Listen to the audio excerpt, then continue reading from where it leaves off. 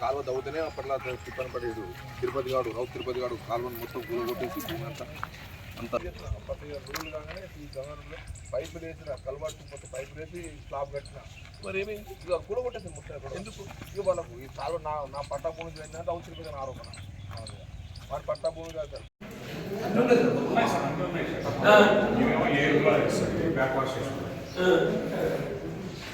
Sir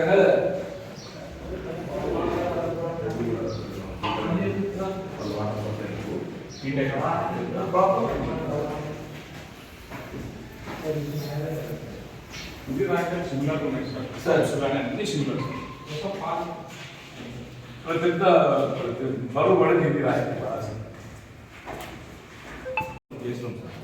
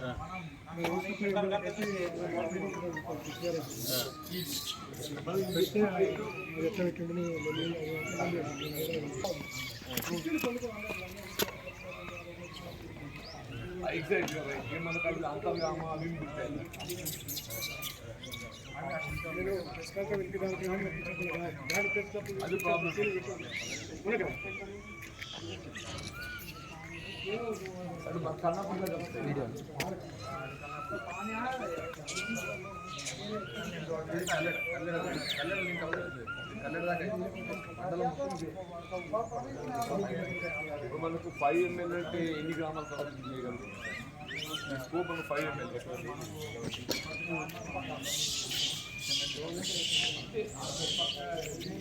దానికి త్రాగునీటి సరఫరా ప్రాధాన్యతను గుర్తించి మన ఉమ్మడి రాష్ట్రంలోనే ముఖ్యంగా అప్పటి జగిత్యాల నియోజకవర్గం దాంతోపాటుగా బుగ్గారం నియోజకవర్గంలోని కొంత భాగమైన రాయకల్ బీర్పూర్ ప్రాంతాలకు త్రాగునీటి సౌకర్యం కల్పింపు చేయబట్టడానికి శుద్ధి చేసిన నీటిని అందింపు చేయాలనే ఒక భావనతో మరి జగిత్యాల మండలానికి సంబంధించి అప్పుడు నేను చొరవ తీసుకోవడమే కానీ అక్కడ రాయకల్ బీర్పూర్ సంబంధించి పెద్ద రత్నాకరావు గారు చొరవ తీసుకొని ప్రత్యేకంగా ఈ రక్షిత మంచినీటి పథకాలను మంజూరు పొందడం జరిగింది.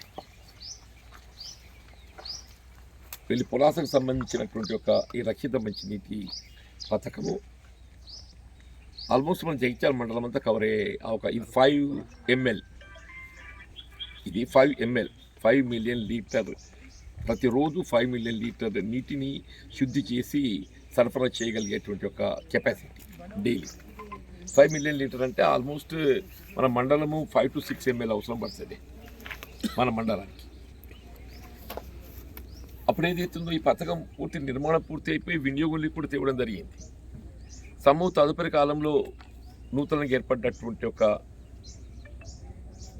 తెలంగాణ రాష్ట్రంలో టీఆర్ఎస్ ప్రభుత్వం ఈ మిషన్ భగీరథని ఏదైతే కార్యక్రమం తెరపైకి తేవడం జరిగిందో సరే ఎక్కడైతే త్రాగునీటి ఎద్దడి ఉండి నీటి సౌకర్యం లేని ప్రాంతాలకు మీరు భగీరథ ద్వారా నీటిని అందింప చేయాలని చెప్పి భావించడం సమంజసం అయినప్పటికీ అంతవరకు వినియోగంలో ఉన్నటువంటి ఒక నీటి పథకాలను నిర్వీర్యం చేయడం మాత్రం ఏదైతుందో ఇది ఓ విధంగా చెప్పాలంటే క్రిమినల్ లయబిలిటీ క్రిమినల్ ఇదంతా ప్రభుత్వం పెట్టిన పెట్టుబడి, ఏ ప్రభుత్వాన్ని కాదు, ఇదంతా ప్రభుత్వం పెట్టే పెట్టుబడి. ఉమ్మడి రాష్ట్రంలో పెట్టినా తెలంగాణ రాష్ట్రం పెట్టుబడి పెట్టినా ఇదంతా ప్రజల సొమ్ము, ప్రజల నుండి పన్నుల ద్వారా సేకరింపబడుతున్నటువంటి ఒక ఆర్థిక వనరులతోని మనం ఈ కార్యక్రమం నిర్వహింపజేస్తామే. అటువంటి ఇప్పుడు ఏదైతే ఉందో ఇవాళ గవర్నమెంట్ అనేది కంటిన్యూస్ బాడీ, గత ప్రభుత్వం చేసింది కాబట్టి దాన్ని కనబడకుండా చేయాలి ప్రజలకు అనేటువంటి ఒక భావన రావడం సరైనది కాదు. అది ఏదైనా ఇవాళ మన జగిత్యాల నియోజకవర్గం సంబంధించిన గత 3 రోజుల నుండి మొన్న బీర్పూరే కానీ నిన్న రాయకల్ రీక్లోరినేషన్ చేయాలంటే పట్టణ మున్సిపాలిటీలో కొంత సౌకర్యం ఉన్నది రీక్లోరినేషన్ కొరకు. బట్ గ్రామీణ ప్రాంతంలో రీక్లోరినేషన్ సౌకర్యం లేదు. ఓన్లీ బ్లీచింగ్ పౌడర్తో ఏదైతుందో దాన్ని శుద్ధి చేసి నీటిని మళ్ళీ ట్యాంక్ ఎక్కించి ఆ ట్యాంక్లో ఈ బ్లీచింగ్ పౌడర్ను కలపాలి. Practically which is not possible at all. వీళ్ళు మన పరిశీలన లోపల ఏదైతే ఎక్కడ ఏ గ్రామంలో కూడా నేను జిల్లా కలెక్టర్ గారి దృష్టికి పలు పర్యాలు తీసుకోవడం జరిగింది. నేను గతంలో జిల్లా ప్రజా పరిషత్ సమావేశంలో కూడా ఏదైతే ఈ అంశాలు చర్చించాను. నేను ఏదైతే ఈ క్లోరినేషన్ ప్రభావం జీరో కావడంతో అసలు very purpose of Bhagiratha is defeated chlorination zero కావడంతో. అప్పుడు కలెక్టర్ గారు ఏం చెప్పారు, అప్పటి కలెక్టర్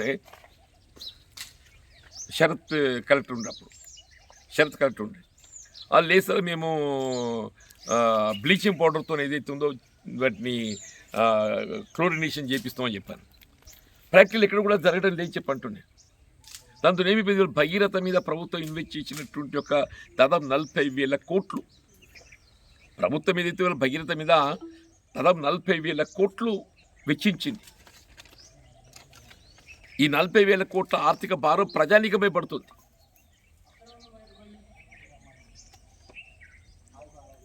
ఎక్కడైతే మీకు గ్రౌండ్ వాటర్ అందుబాటులో లేదో, భూగర్భ జలం అందుబాటులో లేదో, ఆర్ ఫ్లోరైడ్ కంటెంట్ ఉంటుందో మీరు అప్పుడు ఇతర నదీ ప్రవాహంకి వెళ్ళి ప్రాజెక్టుకి వెళ్ళి నీరు పొందడానికి ప్రయత్నం చేయాలి. ఇక్కడ మనకు భూగర్భ జలం అందుబాటులో ఉండడమే కాదు, ఇక నీటి సౌకర్యం కూడా ఉన్నది మంచిగా. ఇవన్నీ నిర్వీర్యం చేయడంతో ఏదైతే ఇది గవర్నమెంట్ ఎక్స్చేకర్, ఈ ఫైనాన్షియల్ బర్డెన్ అనేది గవర్నమెంట్ ఎక్స్చేకర్ మీద పడుతుంది. ఇలా ప్రభుత్వం మీద పడే భారం ఇది చెప్పంటూ నేను ప్రభుత్వం వెచ్చించినటువంటి ఒక ఈ భారం ఇది ఈ 20 కోట్లు. ఇప్పుడు ఇది పులాస కానీ అది కానీ ఏదైతే ఉందో ఆల్మోస్ట్ ఈచ్ 10 crores ప్రాజెక్ట్ దాదాపు 20 కోట్లు వెచ్చించి దీన్ని నిరర్థకం చేశారు.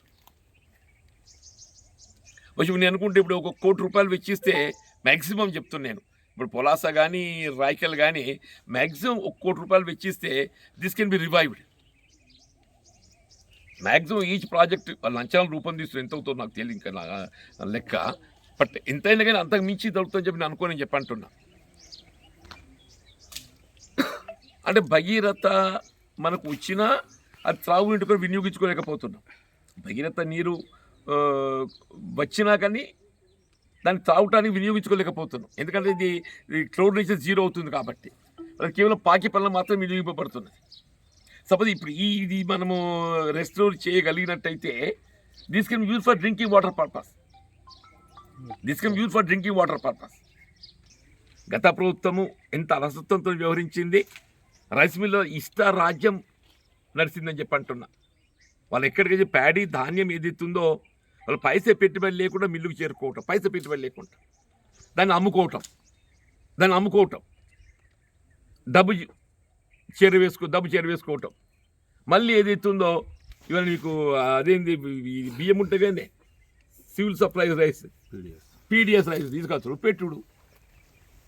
ఒక్కొక్కడు యాటో మిల్లు కట్టిది ఎడికెళ్ళి కడతారే చెప్పి నాకు అర్థం కాక అడుగుతున్నాను. ప్రభుత్వం రేవంత్ రెడ్డి గారు ఏదైతుందో ఈ రైస్ మిల్లర్లపై కూడా జులిపించాలని చెప్పి అంటున్నాను.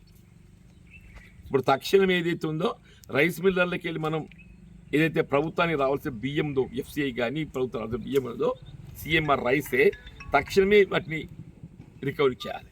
వర్షాకాలం పంట అందరు రైతులు ఏదైతుందో ఏ విధమైన ఆందోళనకు గురి కాకుండా ధాన్యం తరలింపు చేయడం జరిగింది. అదే మనం గడిచిన 8 సంవత్సరాలకి వెళ్ళి ఏ విధంగా దోపిడీ చేసినా కూడా మనం గమనించడం చెప్పి అంటున్నాం. గడిచిన 8 సంవత్సరాలకి రైస్ మిల్లర్లు ఏ విధంగా దోపిడీ చేసినా మనం గమనించడం చెప్పి అంటున్నాం. ధాన్యం తూకం వేసిన తదుపరి కూడా మళ్ళీ ఏదైతుందో మిల్లర్ అన్లోడింగ్ పాయింట్ లోపల ఏదైతుందో ట్రక్ షీట్ అని చెప్పి కోత పెట్టింది. అన్లోడింగ్ పాయింట్లో ట్రక్ షీట్ అని కోత పెట్టింది చెప్పి ఇంతకంటే ప్రత్యక్ష దోపిడీ ఇంకోటి ఏది ఉండే చెప్పంటున్నా. మరి జిల్లా పాలన అధికార యంత్రాంగం వాళ్ళకి ఏం చేసిండ్రో ఏందో దేవుడు వాళ్ళకి ఏ విధంగా వాళ్ళకు విద్యా అర్హతలు కల్పించో నిజంగా చెప్తాను ఆశ్చర్యం కలుగుతుందని చెప్పి అంటున్నా. ట్రక్ షీట్ అనే నెపంతో ఏదైతుందో ప్రత్యక్షంగా రైతులను దోపిడీ గురి చేయడమని చెప్పి అంటున్నాను. ఏదేమైనా రైస్ మిల్లుల ఆగడాలకు ఏదైతుందో ఇవాళ చెక్ పెట్టడం జరుగుతుంది. రైతుకు అండగా నిలవటము, రైతుకు కల్పించాల్సిన ఒక మద్దతు ధర పూర్తి స్థాయిలో కల్పింపు చేయడం ఈ ప్రభుత్వం యొక్క బాధ్యతగా భావిస్తని చెప్పని కూడా పేర్కొంటున్నాను. గ్రామీణ ప్రాంతంలో రైతాంగం, రైతు కూలీలు, రైతాంగం రైతు కూలీలే కానీ ఏదైతుందో అండగా నిలవడం ప్రభుత్వ బాధ్యత భావిస్తని చెప్పని కూడా పేర్కొంటున్నాను. రక్షిత మంచినీటికి సంబంధించి తక్షణమే ఈ వేసవిలో ఈ కార్యక్రమం అమలుకు వచ్చే విధంగా తగు చర్యలు చేపట్టడం జరుగుతుందని చెప్పిన భావన వ్యక్తం చేస్తుంది. మన బీఆర్ఎస్ ఇవాళ రాష్ట్రంలో నూతనంగా కాంగ్రెస్ ప్రభుత్వం ఏర్పాటు కావటం, ముఖ్యంగా రేవంత్ రెడ్డి గారు ఏదైతుందో ఇప్పుడు ఏ విధంగా ప్రజలకు ప్రయోజనకరంగా మన కార్యక్రమాలు అమలు చేయగలుగుతో ప్రధానమని చెప్పంటున్నాం. త్రాగునీరు, సాగునీరు అత్యంత ప్రాధాన్యత సంతరించుకుంటుంది. First priority goes for drinking water, second priority goes for irrigation facility and also getting supporting price. వీళ్ళు త్రాగునీటికి సంబంధించి ఏదైతుందో గత దశాబ్ద కాలం కేవలం ప్రకటనలకే పరిమితమైపోయిన తప్ప ఆశించిన ఫలాలు పొందలేకపోయాను. కేవలం ప్రకటనలకి పరిమితమైన తప్ప ఆశించిన ఫలాలు పొందలేకపోయాను. ఇలా రాబోయే వేసవి ఏ పరిస్థితుల్లో కూడా ప్రజానీకానికి ఇబ్బంది కలగకుండా చూడటానికి కొరకు తక్షణం ఏదైతుందో ఈ ప్రత్యేకంగా ముఖ్యమంత్రి దృష్టికి తీసుకెళ్ళడం జరుగుతుంది. ఈ పొలాస ఈ స్కీమ్ రక్షిత మంచినీటి పథకమే కానీ, రాయకల్ రక్షిత మంచినీటి పథకమే కానీ, ఇలా బీర్పూర్కు సంబంధించే కానీ ఈ 3 పథకాలను వినియోగంలోకి తెచ్చే విధంగా కావాల్సిన నిధులు మంజూరు పొందడానికి ప్రయత్నం చేసి సాధ్యమవుతుందో ఈ వేసవిలో ఏదైతే ఉందో ఈ పథకాల వినియోగం ప్రజలకు అందింపచేయడానికి తగు చర్యలు చేపట్టబడుతుందని చెప్పండి. అట్లాగే సాగునీటికి సంబంధించి కూడా ఈసారి ప్రాజెక్టులో మనకు సరిపడే రెండో పంట సరిపడే నీరు ఉన్నది. నీటి విడుదలకు సంబంధించి వీళ్ళు ఇంకా ప్రభుత్వం నిర్ణయం తీసుకోకూడదు. కొంత రైతులు అంటే ఆందోళనతో అసలు ఎప్పుడు విడుదల చేస్తూ ఏంటి నారులు పోసుకోవాలి. కాబట్టి నేను నిన్నే సిఎస్ఆర్పి గారితో మాట్లాడా, బహుశా రేపు 17th వాటర్ రిలీజ్ అయ్యేటట్టు చూడాలని చెప్పని. వాటర్ కూడా 15th ఏప్రిల్ వరకు ఇవ్వాలి. ఇలా వరి పంట అనేది 4 మాసాల కాల వ్యవధి దాన్ని. కాబట్టి 15th ఏప్రిల్ వరకు ఇస్తేనే మనకు పంట పూర్తి స్థాయిలో మనకు చేతికి రావడం జరుగుతుంది. అట్లా ఈ పంట మద్దతు ధరకు సంబంధించి కూడా ఇలా గతంలో రైతాంగం ఏ విధంగా రైస్ మిల్లర్ దోపిడీ గురి కావడం జరిగిందో మనం ప్రత్యక్షంగా గమనించమని చెప్పంటున్నాం. ఇలా ఏ పరిస్థితుల్లో కూడా రైస్ మిల్లర్ల దోపిడీ పూర్తి స్థాయి లోపల నిలువరింప చేయడం, అరికట్టడం ఈ ప్రభుత్వం యొక్క ప్రధాన బాధ్యత అని చెప్పి గల మంత్రిగా భావిస్తారు. ఆయనకు నాకు ఒకరి ఏంటే ముందు ఒకసారి నువ్వు ఏదైతే నీ ఎన్నికల ప్రణాళిక నువ్వు చదువుకో, ముందు నీ ఎన్నికల ప్రణాళిక నువ్వు చదువుకో అని చెప్పి అంటున్నా. నువ్వు ఏమేమి వాగ్దానం చేసినావు ముందు చదువుకొని ఒకసారి నెమరేసుకో అని చెప్పి అంటున్నా. నువ్వేమో ఏదంటే అది వాగ్దానం చేయొచ్చు, మేము ఏదైతే అమలుకు ఏ విధంగా కార్యాచరణ చేపట్టాలో మేము ఆలోచించి నిర్ణయాలు తీసుకుంటున్నాం. ఇవాళ ఏదైతుందో ఆయన ఆలోచన ఇప్పుడు ఎట్లా నడుపుతో సూత్ర రాజ్యం నేను ఇదేనా నేను కోరుకునేది? తెలంగాణ రాష్ట్రం ఏర్పడేదైతే మంచి కోరుకోవాలి. ఇప్పుడు ఏమన్నా భగీరథ వినియోగించులో ప్రయత్నం చేద్దామని చెప్పాను నేను. నువ్వు మంచి కోరుకోవా? ప్రభుత్వానికి ఏదైతుందో వాస్తవంగా నువ్వు ఆర్థిక వ్యవస్థను చిన్న భిన్నం చేసినవు. 60,000 కోట్ల అప్పుతో అప్పగించబడ్డటువంటి తెలంగాణ రాష్ట్రాన్ని 6 లక్షల కోట్ల మించిపోయిందని చెప్పి అంటున్నాయి. వీళ్ళు కేవలం మిషన్ భగీరథని 40,000 కోట్ల, కాళేశ్వరం ప్రాజెక్టు 1,20,000 కోట్లు. నువ్వు ఎన్టీపీసీ ద్వారా ఏదైతుందో 4,000 మెగావాట్ల విద్యుత్ ఉత్పాదన పైసే పెట్టుబడులకు పొందే అవకాశం ఉండేనే. దాని గురించి నువ్వు కేంద్ర ప్రభుత్వంపై ఒత్తిడి చేయకుండా నువ్వు యాదాద్రి పవర్ ప్రాజెక్టు కొత్త ముందు తీసుకుంటా అది 40,000 కోట్ల భారం అని చెప్పి అంటున్నా. చేసే గాడికి అంతా చేసి నిండా ముంచి ఏదైతుందో మొత్తం రాష్ట్రాన్ని అప్పులు ఉబ్బులకు నెట్టి నువ్వు నడుపు రాజ్యం ఎట్లా నడుపుతావు అని చెప్పంటే నువ్వేం భయపడాల్సిన అవసరం లేదు నాయన. మాకు ఆ సామర్థ్యం ఉన్నది, మాకు ఆ సామర్థ్యం ఉంది అని చెప్పి అంటున్నాను. మేము గతంలో ప్రభుత్వాన్ని నిర్వహింపజేసిన నడిపిన అనుభవం ఉన్నది. ఇవాళ ఆ దినం రోషయ్య గారు ఆర్థిక మంత్రిగా ఏ విధంగా ఎదుగుతుందో రాష్ట్ర ఆర్థిక వ్యవస్థను ఇవాళ పురోగతిలో ముందుకు తీసుకోవడం జరిగిందో ఇవాళ బట్టి గారు కూడా ఏదైతుందో ఆయనకు ఉన్నటువంటి ఒక అనుభవంతో రాష్ట్ర ఆర్థిక వ్యవస్థను ఏ విధమైనటువంటి ఒక ఇబ్బందులు లేకుండా ఇవాళ మేము ఎన్నికల్లో వాగ్దానాలు చేసిందనే కాదు, ఎన్నికల్లో పేర్కొన్న అంశాలు కూడా అమలు చేయాలని చెప్పిన భావిస్తున్నాం చెప్పంటున్నా. మీరేదైతుందో కేవలం రాష్ట్ర ఆదాయాన్ని సమకూర్చుకుంటానికి కొరకు మొత్తం తెలంగాణ సమాజాన్ని ఇవాళ మద్యానికి బానిసలు చేసిన మీరు 8,000 కోట్లు ఉండక ఆదాయం 40,000 కోట్లు పట్టకపోతావే. నువ్వు 40,000 కోట్ల ఆదాయం ప్రభుత్వానికి అనుగుర్తుందని చెప్పంటే ఆ 40,000 కోట్లు ఒక 40,000 కోట్ల మందు దాన్ని కలపాలి సేవించేది. 40,000 80,000 కోట్లు అవుతుంది. వీళ్ళ మధ్య దళారీలు, కాంట్రాక్ట్ లాభము, ఇవన్నీ కమిషన్ల భాగోత్తము, ఇవో 10-20 కోట్లు లెక్క పెట్టుకో. అంటే నువ్వు తెలంగాణ సమాజం మీద 1,00,000 కోట్ల ఆర్థిక భారం మోపినామని చెప్పంటున్నా. కేవలం నీ ప్రభుత్వం ఆదాయం సమకూర్చడానికి కొరకు యావత్ తెలంగాణ సమాజాన్ని మధ్యకు బానిసలు చేసినామని చెప్పంటున్నా. ఇలా గౌరవ ముఖ్యమంత్రి రేవంత్ రెడ్డి గారు ఏదైతుందో ప్రభుత్వం ఆదాయము ప్రధానం కాదు, ప్రభుత్వ ఆదాయాన్ని ఏ విధంగా సమకూర్చుకోవాలనో దానిపై దృష్టి కేంద్రీకరిస్తూ ప్రజా సంక్షేమమే ప్రధానం చెప్పంటున్నా. ప్రజా సంక్షేమమే ప్రధానంగా చెప్పంటున్నా. ఇలా ఈ రాష్ట్రాన్ని ఏదైతుందో ఇవాళ ఈ మద్యం నుండి విముక్తులు చేయాలనే ఒక భావన నుండి మద్యం నుండి విముక్తి చేయాలనే ఒక భావనతో చెప్పంటున్నా. వీళ్ళు మీకు అనుమతి పొందిన షాప్ ఒకటి ఉంటే దానికి అనుబంధం ఒక 100 షాపులు ఉంటాయా? అనుమతి పొందిన షాపు లైసెన్స్ షాప్ ఒకటి ఉంటుంది, దానికి అనుబంధంగా మినిమం 100 షాపులు ఉంటాయి unlicensed shops, which is called belt shops. నువ్వు ఏ ఊరికైనా పోయి 10 కంటే తక్కువ షాపులు ఉన్నాయా? దీనికి ఎవడు బాధ్యుడు? నువ్వు కాదా? కేటీఆర్ కాదా? ఇలా కేటీఆర్ సన్నాయి నొక్కులు నొక్కుతున్నాడు, ఇంకా సన్నాయి నొక్కులు నొక్కుతున్నాడు.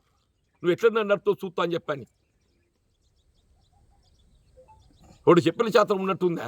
కొత్త ప్రభుత్వం నువ్వు దీవించాలి, కొత్త ప్రభుత్వం నువ్వు దీవించాలి. నువ్వు మంచిగా నడుపున ఆయన మా సహకారం అందిస్తావు అని చెప్పని ప్రతిపక్షం చెప్పాలి.